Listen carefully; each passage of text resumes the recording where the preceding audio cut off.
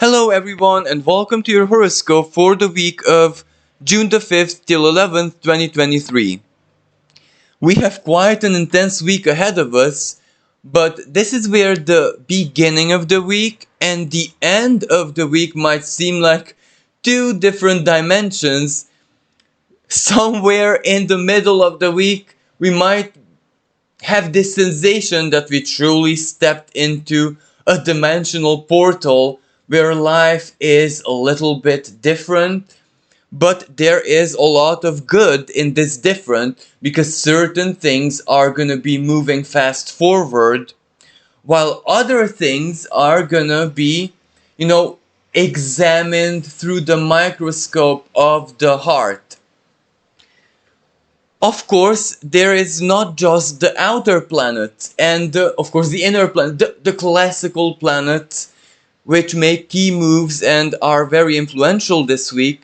There are also some, let's say, invisible power players that are going to be, for example, shifting signs or making key connections with other planets that are going to be very, very influential. And perhaps this is, for any astrologer, a really interesting period because it is only now when we see certain planetoids, let's say, behave in a certain way because some planets would have changed signs for the first time in our lifetime. So we might not know how their different energetic expression even feels like. But I'll get to this later on in the horoscope. First, in the beginning of the week, we're freshly after a full moon in Sagittarius. A full moon which, elevated us, which gave us an emotional push. It really united us, connected us with our sense of justice, with our aspirations, with our greater desires, with our personal, journey towards truth seeking, etc. And, for some people, this represented travels, holidays, etc. But on top of this full moon also had challenges. This full moon also had, because, the luminary element of the moon, it shone a light onto things that we do need to take into consideration, regardless of where our aspirations might be directing us, alluring us, professionally or in any other way. Now, the lingering effects of the full moon are staying with us at the beginning of the week because Jupiter, the ruling planet, is still conjunct the North Node, and that is quite important because it is expansive. The North Node is our path forward. It is collectively and individually as well, and it's in the Earth sign of Taurus, which needs things to be done. Materially speaking, for example, not just financially, but the financial element was and is a part of it. And I don't even need to speak all that much about it because we felt it, we seen it, it's out there, it's happening. And the, repartition of resources and the laws governing finances and banks and all of that were never more, under the spotlight, or in heat in that sense. But there are various other expressions of this. For example, towards our physical body, our five senses, pleasure, love, sensuality. Do we have all of this in our lives in the way that they work for us personally? And if not, we are needing to find a way to either harmonize or achieve or obtain or, go at least on the right path. But Jupiter brings the justice, brings the subjectivity. This is where Jupiter does not really favor us to compare our situations with other people. Jupiter doesn't even favor us to compare ourselves with how our ancestors did it, our, parents, other people, neighbors, etc. It kind of forces us to take this on in a very individualistic way. And if we do not have the answers And if we simply do not know what that particular expression of Taurus means for us personally, then we have to invent it, or, we have to really tap into ourselves and come up with something. But it's not just Jupiter who is, very relevant, this, especially at the beginning of the week. The lower benefic, Venus, also makes a key move where on the 5th, she is in anaretic position of Cancer. Now, Venus loves being in the sign of Cancer. She is very romantic, inspirational. She is very, very Neptunian. She is a little bit like her higher octave Neptune. So very emotion-centered, compassion, solidarity. Let us help. Let us embrace the beauty of helping and being, at least on an emotional level, at one with, insert here whatever it is that delights you the most. But in an erratic position, it might seriously take us to the place where we ask the questions: am I doing enough? Am I truly happy? Do I truly love this as much as I, should? Or do I love it more? Do I love it less? In which degree is my love real and authentic? But speaking about love, then Venus moves on into the sign of Leo, all about the heart. This is where love is more concrete than in Cancer, and Venus is idealistic. So many times she is not all that comfortable in the sign of Leo, because Leo wants it now, wants it real. And Venus, in which degree can she be all that much real, if you know what I mean? But Venus will stay here all pretty long time, because Leo also is the host. It is the part of the sky where Venus retrograde is going to unfold. Now, if I'm not mistaken, Venus retrograde starts on the 27th of or 6th of July and ends on the 4th of September. But when I say ends, she's not through her shadow path. That's just the date when she'll stand still and start moving direct again. But that Venus retrograde will really, really be a hard storm. But before we get there, exactly now when she freshly enters Leo, the big themes are gonna be highlighted. When there is that highlighter marker and we read a book and we just underline the key phrases, key themes, that is exactly how it's gonna be. So this week and until the 27th of July or 26th, I'm not sure, we must pay close attention to what our feelings, our sense of love, aesthetic desires, sensuality, everything that the inner child, our creative centers, speak to us about. What are the bigger themes? Because that is what Venus retrograde is gonna, as I said, hard storm. Now, Venus retrograde is also gonna be important because for very many people, this will,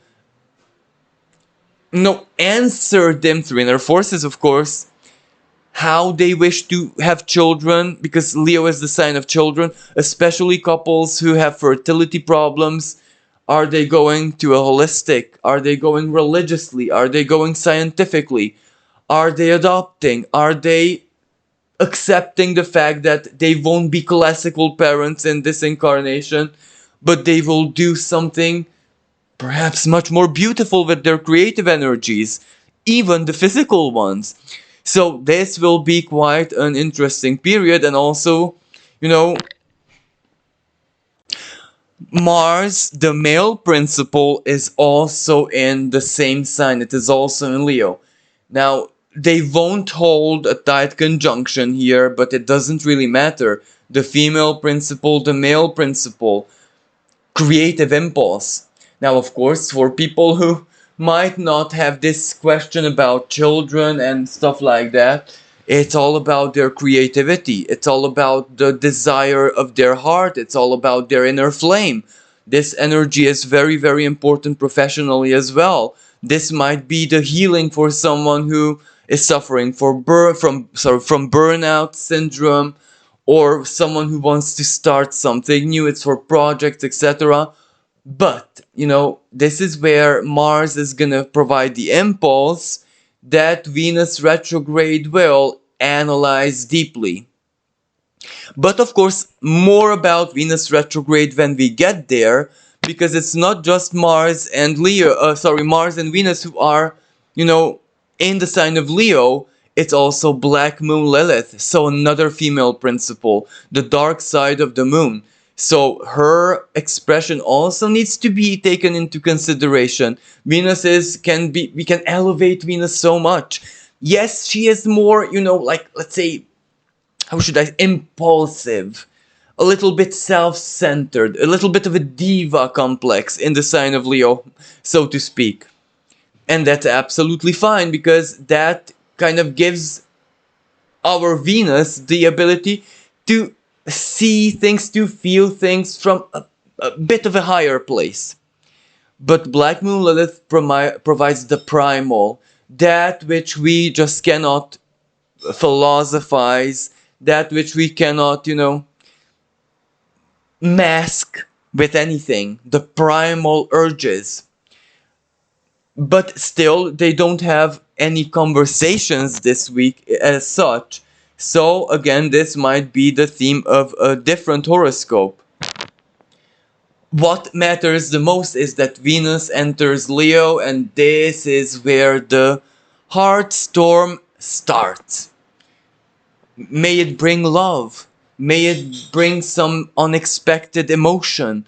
May you fall, in love with a person, an activity, a hobby, a creative impulse, your inner child, or a place.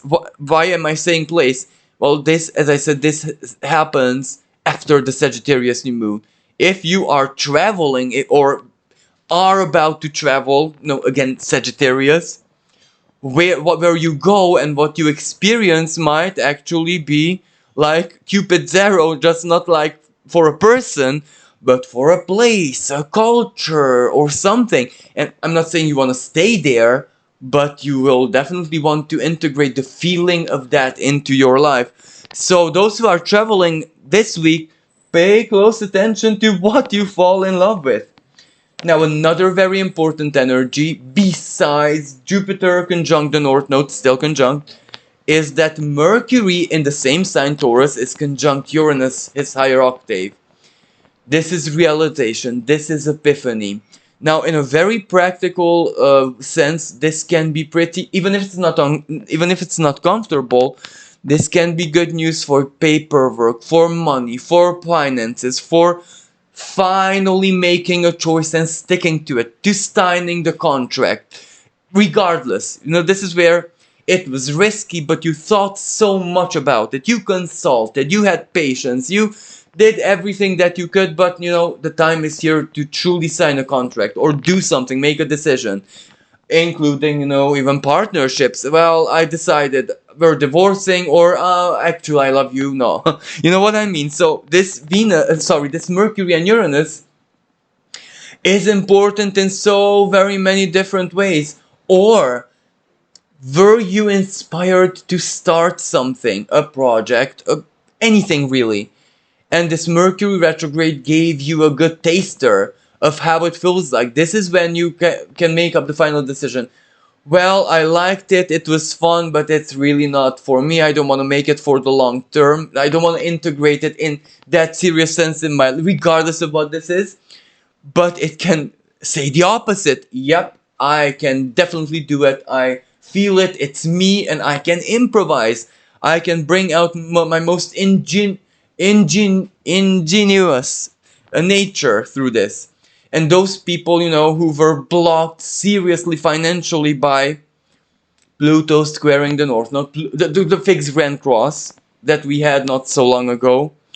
Well, and actually, this week is also important because the fixed Grand Cross is finally, I don't want to say breaking off for good, but it's dying down. But for those people who were seriously affected by it, especially financially, why? The firm went bankrupt, the company fired people, and maybe you were saved. But you say, well, I'm not going to do alone this workload, so you say bye bye to the company. But it could have blocked finances. It could have blocked even, one's self-worth. This is where life is in a certain way, and you say, well, your self-worth is reflective in a sense where you were okay with it. But then came the Mercury retrograde and said, well, not really. You deserve so much more than you have in your life right now. So maybe it told you, don't be okay with it. And now the Mercury conjunct Uranus, this is the way and shape and form that you're not okay with it. You express not being okay with it, but you also embrace what you're okay with. So this energy can be so diverse: financial, psychological, sensual, and needless to say, acquisitions, the second house. If people wanted to buy a home, a land, a property, or commit to a lifestyle, for example, farming, agriculture, permaculture, how do you say that? Withdrawing from, I'm so sorry. Um, Off-grid living, that I'm sorry for this mental breakdown. Maybe they tried it and say, well, it's not really for me. It's too tough. I love nature with all my heart, but not in this sense. And there is absolutely nothing wrong with it, because that is for your ultimate good, basically. Because you do not love nature in that sense, because Pluto in the sign of Aquarius, still at the beginning of the week, the future needs you in other ways. You know what I mean? Our species, so to speak, were embracing of nature for many thousands of years. Now some individuals have to incorporate this in a different way, in an alternative way. The age of Aquarius, which Pluto is still activating very, very strongly. And Pluto is gonna be the star of the show, especially towards the end of the week. But before I get into to speak about Pluto, I just need to mention that the Mercury and Uranus conjunction can be a solution energy. So the answers come, the contract comes, the money comes. Whatever it is that you needed under or realized under this Mercury retrograde, it has a good chance of coming either from within, as a decision within, or externally. Another energy at the very end of the week, which is a bit so and so, as much clarity as the Mercury Uranus conjunction gives, this gives total confusion. Mars still quincunx in conjunction with Saturn. Saturn in Pisces, the past was processed, it was healed, forgiveness, or, physically speaking, certain illnesses, or the result of a detox, or you got into shape, you got yourself, into a really, really good state. But maybe there is a final reverberation of the past. Mars, in the sign of the heart space, comes knocking at the door. Are you truly sure that you forgave? Are you truly sure that you are balanced with whatever means this Saturn in Pisces, the past, whatever comes from the past? So this energy can still, and needless to say, dreams are gonna be seriously stirred up. Why do I say dreams? Because this isn't necessarily the spirit. This isn't necessarily the higher levels of the soul, but this is more like the primal, the deep primal, which also comes out in the world of dreams. It also enacts itself. So a lot of people at the beginning of the week are still gonna have very, very vivid and almost surreal dreams, which can seem so very real. Now, another element which is more like a minor energy but still influential, the Sun in Gemini. Oh, and I would like to wish a very, very, very happy birthday week to Tavi and Matt. I hope you guys have a wonderful birthday. And so the Sun sextiling Black Moon Lilith. Sun in Gemini, well, words ultimately, because at the end of the week, Mercury will move into his ruling sign of Gemini. So words, mental power, and everything that I said with the Mercury Uranus conjunction, Mercury and Gemini, well, it's ongoing. You're in it, doing it, communication, learning, coping, adapting, etc., etc. But before that, the Sun sextiling Black Moon Lilith, what words, what truth, what feelings, what hard to, pronounce emotions, emotional states gonna be said, and to whom? Because Black Moon Lilith in Leo, it's our heart of hearts. And sometimes I don't love you, I feel nothing for you, or you disgust me. And I'm so sorry to use this horrible word, but it's the heart. And with Venus in Leo as well, Venus is free, the love is free, the heart is free.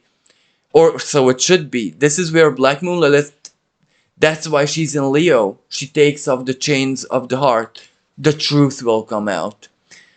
And the sextile, saying these words, Sun in Gemini, in the friendliest, in the most gentle, in the most loving, in the most sincere, in the most compassionate way, because Gemini, the other person is also us. Let's not forget. The other person is us. Their ego is not, but everything else is us. So this is where say these things, express these things as you would to yourself, but not in an egoistic way, because so very many people confuse this. Well, I said it because, well, I would be okay with it. Just your ego, but not your soul, really.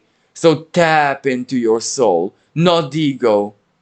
So I had a friend once. No, she always, well, me. The only reference was me, me, me, me, me. I did it because I would be okay with it. It wouldn't hurt me. I cope with everything. Yes, but that's your ego. The other person is not you in that sense, but on soul level as you. That's why, of course, she always ended up in, I don't want to say, insulting word, but in turmoil. And then she asked, why? Why me? Well, that's why, because you were a big ego. Anyway, moving on. So, this is where the most gentlest sense. And then we make sure that Black Moon Lilith shines her truth in truly a non-offensive way. And both us and the other person, the job, whatever it is that we do not love, or whatever it is that we love, will reach a certain level of balance, understanding, and why not serenity? Because sometimes I love you, or I love it, or I love something can be infinitely harder than not loving. You know what I mean? Anyway, moving on more. Now we get to the part where it gets interesting. At the very end of the week, Pluto finally dips into the sign of Capricorn, and that is where things get really, really serious. Now, of course, according to my personal subjective expectations, this is where it's the world stage. It is external. It is where, things are finally being done, looked at, the wrecking ball that Pluto poses. Pluto will come back here once more, but not like this. This is where Pluto means serious business. What has to collapse will collapse. But the good part is Pluto has been working so hard in that 0 degree of Aquarius in order to bring the new, bring the solution. This is where the solution had to come before the wrecking ball finally destroyed whatever it needs to destroy. So it shouldn't really be all that doom and gloom because we were deeply prepared, both individually or collectively. Individually, Aquarius may be representing our hopes and dreams, community where we want to belong, what we share, what others share. Not in a 8th house sense, but an 11th house sense. Aquarius. So it really, really gave us a lot of opportunities to analyze this and come up with our truth. So now it's executing. What is it that this, Pluto brought into your life already to replace that which is going? A company, a job, a career, relationships, friendships, where you belong, your hopes and dreams, your greatest outlook on life, your faith, your life principles, your spiritual practices.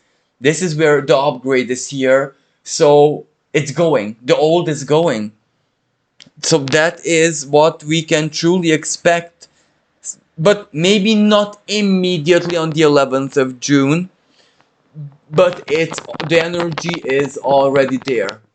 Now, Pluto, as soon as it dips into Capricorn, so retrogrades back into Capricorn, it will immediately hold a trine with another power player who is beginning to leave an earth sign, and we're speaking about Sedna. So Pluto and Sedna trine, but in a unique way. Sedna is preparing to move into Gemini, which will happen later on in 6th of June or something. Which will happen, not 6th of June, but later on. And that is very, very important because this is the Earth trine between these two massive planets which speak about sacrifice, and their expression is very, very collective. Sedna is all about basically what we do with our deepest hurt and our deepest sorrow. So if Pluto moved back into Capricorn, the wrecking ball, and Sedna is still at the very last degree of Taurus, because it's a trine, we sanctify something. Something is born up from our deepest suffering, our sacrifice. Whatever Pluto is wrecking, something beautiful is growing from this. The best example was given by Pam Gregory, astrologer Pam Gregory, and I recommend everyone to watch her channel, much more than mine. A tree fell. Let's say a tree which lived 500 years, and imagine the sunlight, starlight that it is absorbed within itself. But it fell. But it is exactly from its rot where the most beautiful things grow. And it is exactly from the rot of that tree who absorbed all that starlight. You can imagine that spirit grows. So this is where spirit itself is gonna show itself in a way perhaps no one ever has experienced it before, and it's a trine. So it is meant to be beautiful. It is meant to touch us on a soul level, of course, in a way that was unimaginable before. Of course, it won't last for long because, as I said, Sedna moves into the sign of Gemini, and that's where things get serious because Sedna's Gemini is dual. I said everything with that. Sedna's highest example is that through sacrifice, even, the deepest emotions of, the abyssal emotions, because the depth of the ocean, the depth of suffering, of sorrow, of woe, something beautiful, something beautiful comes from it. But the negative expression is where it's something that has been done can never, ever, ever be undone. Some pains will last for an eternity in that sense. So, and this is collective energy, let's not forget. So I'm not speaking about individual, collectively. And what does collectively say? Well, for example, indigenous cultures who were aggressed by, one thing that very quickly pops to my mind, the conquistadors. The colonization of so very many parts of the world. Evolution. A lot of good has happened based on that, even spiritually. Religions melt in, like Santeria, voodoo and stuff like that. It was born from this meeting of two cultures. But there's also the scar, the wound, and the vengeance of the earth, the living earth beneath, that is not going anywhere and is not going to be forgiven, it's not going to be forgotten.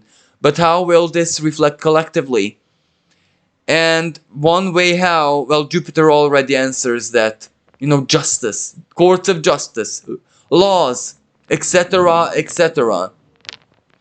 And yes, Sedna will, as soon as she enters into the sign of Gemini, fortunately she will retrograde out of there very, very soon. So that's the good part. But then she will go back. So Sedna is there for a very, very, very long time.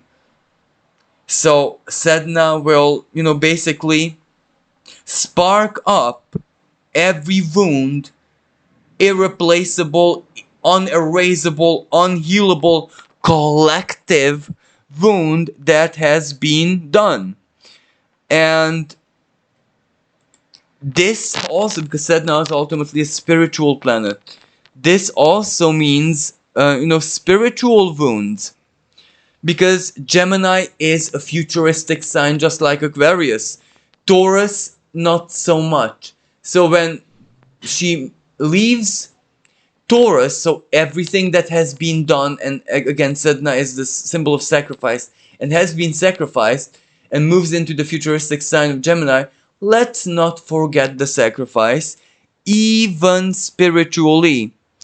And where I'm going with this is that you can imagine ancient civilizations, all the wisdom that they bestowed upon us. We glorify it, but the very same ancient civilization sacrificed. Sacrificed to the stars, to the archons, to the demigods, to the earth, children, people, etc., etc. That's where, how do the ancient civilizations pay for it? With filth, as in, this opens a period when ancient civilizations will not be glorified. The opposite, their filth is going to be exposed. That, as elevated their knowledge was, their morality was very much filth. So this is what Sedna has to do. This is what Sedna has to highlight, because things cannot move forward without the truth of it. It is the truth that has been done. That has to, sorry, not that has been done, that will be done. Gemini is the lower mind. It is the practical. It is for everyone to understand. Sagittarius, the opposite sign, might focus on, the most elevated part of the, like Babylonian astrology, Mayan, Incan astrology. Well, it's mind-blowing. It is phenomenal. But then Gemini will look at, but what was the cost of it? How did you actually learn that? Oh, you sacrificed children and the innocent, and you committed heinous crimes even against nature. Oh, okay, so that wisdom that you achieved was not worth it. This is what Sedna in the sign of Gemini will do, spiritually speaking. So this is where bye-bye ancient knowledge, and hello, that we, which us now, the living people, are gonna channel, and that will eclipse and replace ancient knowledge. So this is where ancient knowledge falls from grace. Why? Saturn will conjunct during its retrograde Fomalhaut. This is where it say bye-bye ancient knowledge in the exception that it is glorified, and welcome that which we, the living people, have to channel, and we're so much better than our ancestors. Some people might deeply disagree, but let's give ourselves, the living people, the present, the now, a chance. And Sedna also says that let's put the past away, even the good part of it, again, ancient knowledge and all of that, and let's welcome the future, but in a lived way. We are the future. What we do now is the future. And the knowledge that we channel now is the future. So this will mean that Sedna will go against gurus and teachers and all. Why? The internet or humanity's collective consciousness and us being connected to the cosmic. We don't need anyone. We truly, truly, truly do not need anyone because the cosmos speaks to us. Now, this is where another energy will reflect this, and as time progresses, at least me personally, and according to my own personal astrological research, is getting like a salt in the wound. Neptune squaring the galactic center. It goes against the ancient. It goes against the past, but in an aggressive way. This is where forget, regardless if this is religiously, historically, even recorded history, Saturn and Neptune in the sign of Pisces, it goes against that. It says that that's not real. It's really, really not real. Forget that. Anyone can channel. Anyone can be the beneficiary of cosmic knowledge, cosmic information. That is real. That is the only thing that's real. So another energy that is just as influential as this Pluto moving into Capricorn, and the reason why I don't focus on this week, because it's the very, very end of the week, so I'll have a lot of time in the following horoscopes to speak about what Pluto is going to deconstruct in Capricorn, and the protests and all of that that usually come with it, because there is the meeting of two other very minor power players in the sky that is very, very influential. Leo is also the host of Pallas Athena. And Pallas Athena is going to be conjunct Black Moon Lilith, and this is not an easy energy. Black Moon Lilith in Leo, again, our primal desires, what our heart wants. Sometimes it's exactly what we love. And what we love, first of all, we need to admit to ourselves, but this was an energy that already played out.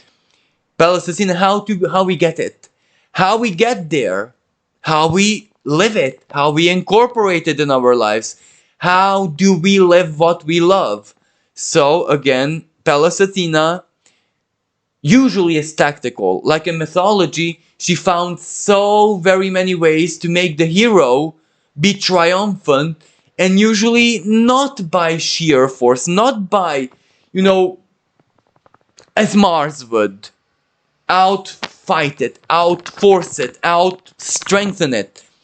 She found tactics, she found cheating of the law of the pantheon, cosmic law, etc. But the cheating was benevolent, so the universe smiled at the hero.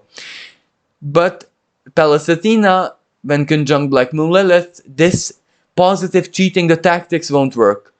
So it will be sheer brute force. Needless to say, Mars is in the area, and Mars will also conjunct this later on.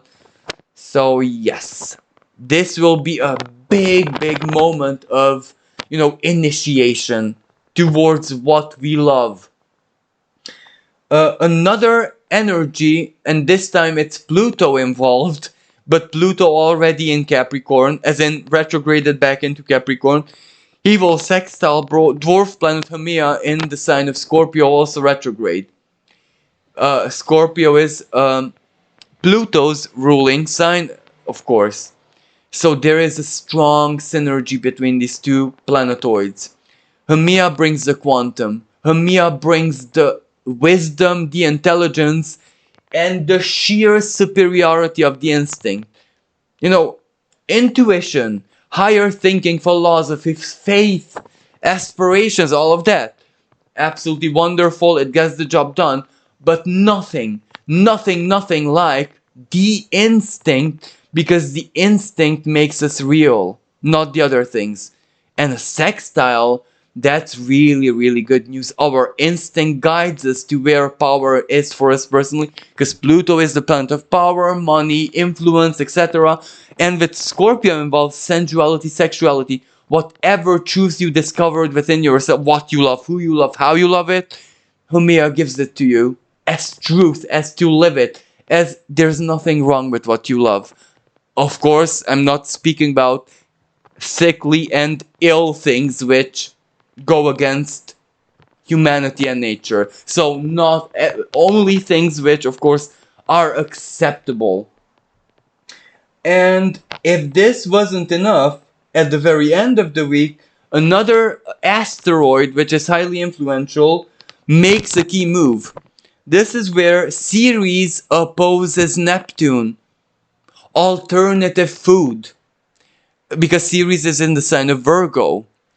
And for a lot of people, it is this opposition which will make them change their diet as a curiosity, as something they saw, maybe on the internet, maybe it was suggested to them, but this is where big diet change. The way this plays out in my life, because again, astrology is best exemplified, I keep getting like YouTube shorts with a guy who is like a fruitarian, and it really fascinates me. I would so much like to try this if fruit wouldn't be so expensive. But it's at least here in Europe, it's more expensive than anything really. But the idea of it's absolutely magical, wonderful, fantastic. And also at that moment, the moon will conjunct Neptune. So the soul will be a very helping factor for this diet change, or to try new food, or a much higher expression of this, whatever nutrients, substances your body needs, you will crave it. The wisdom of the gut, Virgo, ultimately. And last, again, another energy that is very influential is that Venus will conjunct dwarf planet Varuna. So this is where we seek truth. We seek truth within our love. Because, it is not enough for us to love something. We need to understand what that love makes us be. What does it align us with in a much deeper and cosmic sense? Varuna. And last but not least, at the very end of the week, Venus will hold a conversation of tension, a square with Jupiter. But this is not an energy that is all that new, because it will stay with us all through the Venus and Jupiter retrogrades. So if you'd like to find out what this means in greater detail, just check out my previous videos with the Jupiter retrograde special that I think I uploaded a few months back. So this concludes this week's horoscope. Again, very happy birthday month to every Gemini friend of mine who has their birthday this week. Thank you so much for listening, and until next time, bye for now.